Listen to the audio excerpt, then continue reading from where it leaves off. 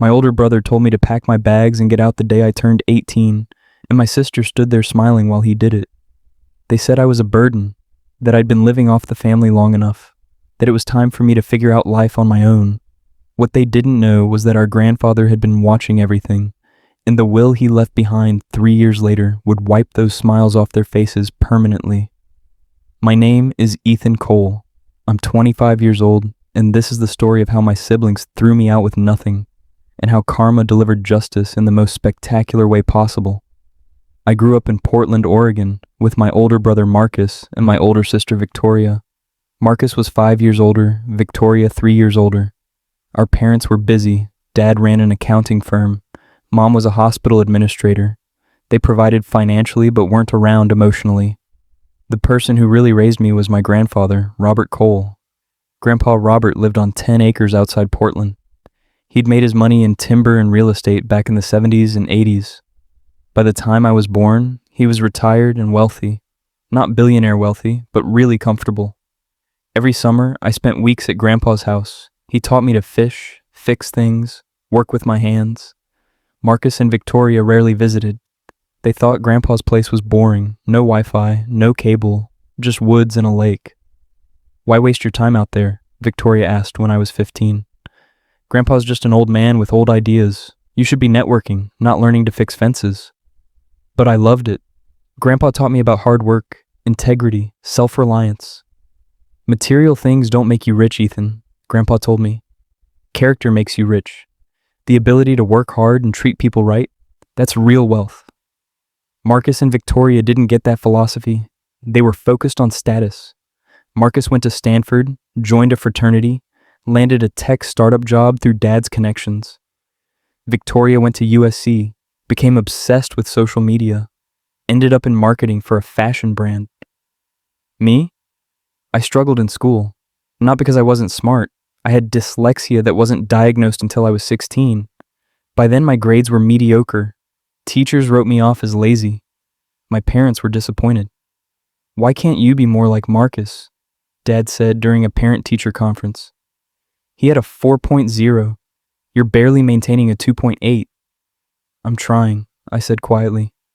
"Try harder," Dad said. But Grandpa never made me feel stupid. When I got diagnosed and started learning coping strategies, he was my biggest supporter. "Einstein had dyslexia," Grandpa told me. "So did Henry Ford. Your brain just works different. That's not a weakness." I graduated high school with a 3.0. Not great, but I'd worked hard. I got accepted to Portland State University. That's when everything changed. 2 weeks after my 18th birthday, Marcus called a family meeting. Mom and Dad were traveling in Europe. It was just Marcus, Victoria, and me. "Ethan, you're 18 now, an adult. It's time for you to take care of yourself," Marcus said. He was 23, wearing an expensive suit, holding a craft beer like he was in a boardroom. Victoria jumped in. "You've been dependent on this family too long. We've had to support you, deal with your issues." "My issues?" I was confused. "Your grades, your learning disability, your lack of direction," Victoria listed. "Marcus and I went to top universities. We're building careers. You're going to Portland State, a state school, and you don't even have a major." "I'm exploring options," I said defensively. "You're wasting time," Marcus said. "Mom and Dad have spent enough money on you. Tutors, specialists, extra help. They're exhausted. We're exhausted." My stomach dropped. "So what are you saying?" "It's time for you to move out. Figure things out on your own," Marcus said. "Move out? Where am I supposed to go?" "That's for you to figure out," Victoria said, not even looking at me. She was scrolling on her phone. "Marcus, you lived at home until you were 22, I pointed out. That was different. I was building my career, making connections. I contributed," Marcus said. "You're just taking up space." "You can't just kick me out. Mom and Dad agreed this was best," Marcus interrupted. "We talked to them before they left. They think tough love will motivate you." I felt like I'd been punched. "You have until the end of the week," Victoria said, finally looking up. "We're changing the locks Monday." I looked at them both. Marcus with his smug expression, Victoria with complete indifference. They genuinely didn't care what happened to me. I called Grandpa that night crying. They're kicking me out, Grandpa. They changed the locks. Mom and Dad agreed to it. Long silence. Then Grandpa's voice, quiet but firm. Pack your things. You're coming to stay with me. I don't want to be a burden. You've never been a burden to me, son. Never. I'll pick you up tomorrow morning. Grandpa showed up the next morning in his old Ford pickup. Marcus answered the door. Dad's father, Marcus said dismissively. Ethan called you? I'm here to pick up my grandson, Grandpa said. His voice was cold in a way I'd never heard. Good. He needs to learn independence, Marcus said. Grandpa looked at Marcus with disgust. You're throwing out your own brother because he's not good enough for you. Because he struggled in school. Because he doesn't fit your idea of success. It's about teaching responsibility, Marcus said. It's about cruelty, Grandpa said. And one day, you'll understand exactly what you've done here. Marcus shrugged. Victoria didn't even come downstairs to say goodbye. I loaded my stuff into Grandpa's truck. Everything I owned fit in the truck bed. As we drove away, I looked back at the house I'd grown up in. Marcus was already closing the door. They really don't care, do they? I said quietly. No, they don't, Grandpa said. But I do. And you're going to be just fine, Ethan. Better than fine. I lived with Grandpa for the next 3 years. Best 3 years of my life. I went to Portland State studying business and environmental science. At night and weekends, I helped Grandpa maintain his property, fixing fences, managing his timber operation, learning about real estate and land management. Grandpa paid for my tuition.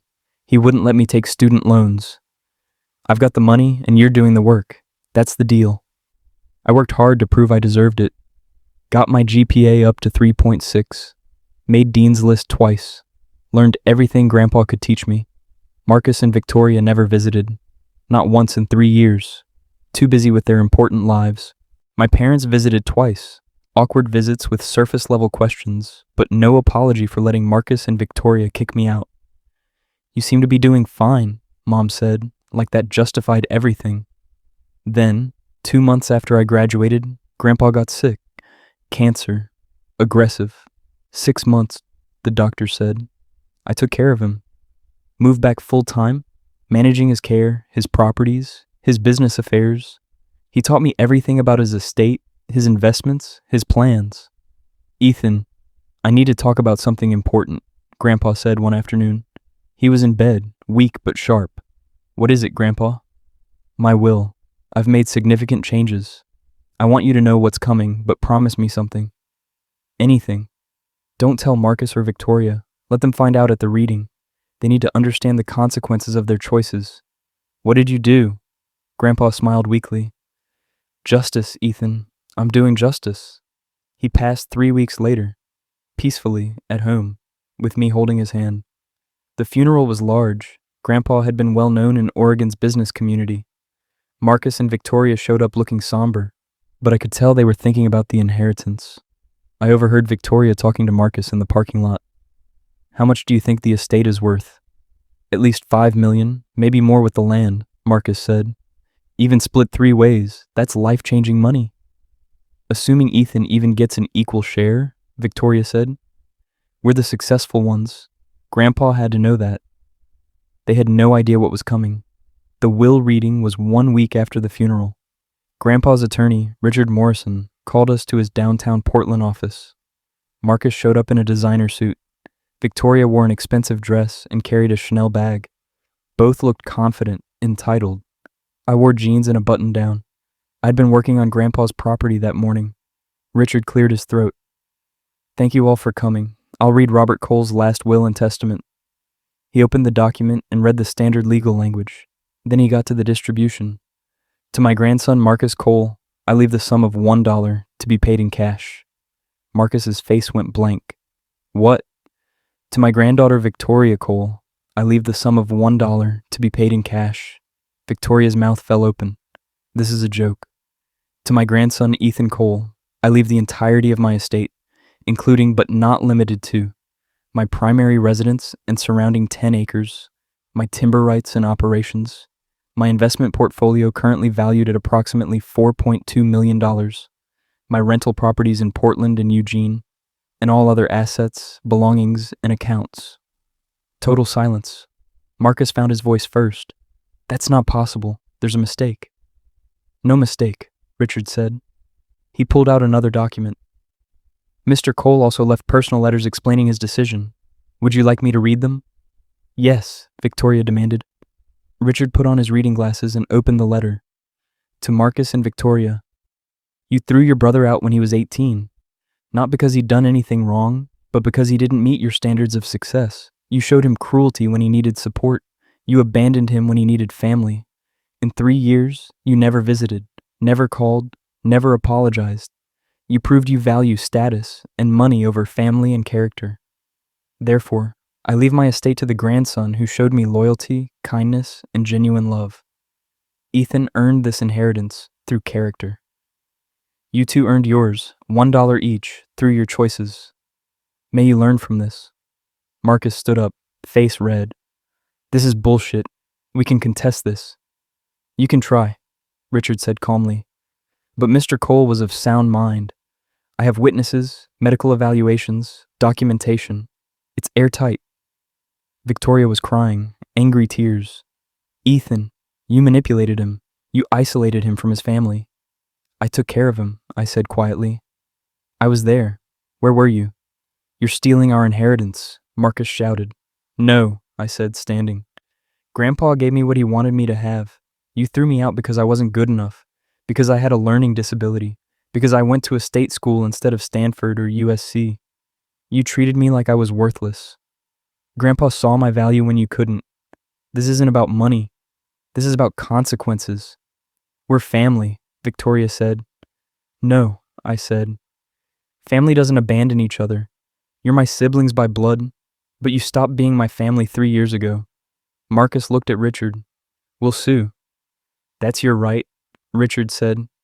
But contesting a will this solid will cost tens of thousands in legal fees, and you'll lose.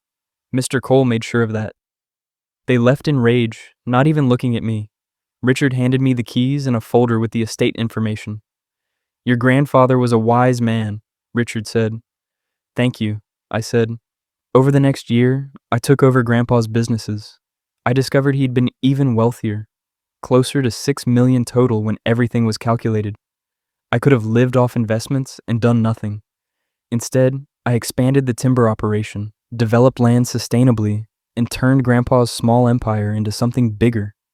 Marcus and Victoria tried contacting me several times.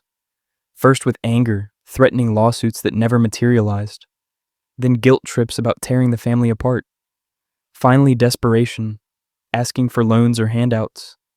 I responded once. When I needed family, you threw me out. When you need money, I'm not interested. You taught me that lesson. My parents called eventually. Ethan, we think you should share the inheritance. It's the right thing to do.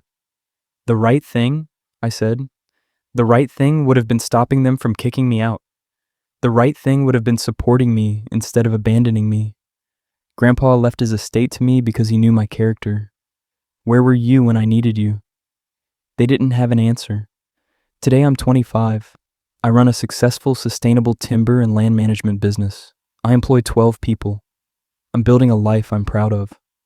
Marcus is still at his tech startup, deeply in debt from student loans and lifestyle inflation. Victoria's marketing career stalled, and she's struggling in San Francisco's expensive housing market. Sometimes I think about reaching out, offering help. But then I remember that day. Marcus telling me to pack my bags, Victoria scrolling on her phone while I begged to stay. And I remember Grandpa's words, actions have consequences. People show you who they are. Believe them. Here's what I learned. Family is defined by actions, not blood. The people who love you show it through behavior, especially when you're struggling. Marcus and Victoria saw me as a burden and threw me away without hesitation. But Grandpa saw potential, character, and someone worth investing in. Never judge people by their current struggles. Judge them by how they treat others during hard times. True success isn't measured by prestigious degrees or fancy jobs. It's measured by character and integrity. When you abandon people who need you, don't be surprised when they're not there when you need them. Karma doesn't always come fast, but it comes complete. And sometimes, the best revenge isn't revenge at all. It's living so well that the people who dismissed you realize exactly what they lost. That inheritance wasn't just money, it was validation, justice, and proof that worth isn't determined by status. It's determined by how you treat people when you have nothing to gain from them. If you enjoyed this story, make sure to hit that like button. Comment below, do you think Ethan did the right thing, or should he have forgiven his siblings? And don't forget to subscribe for more gripping stories like this.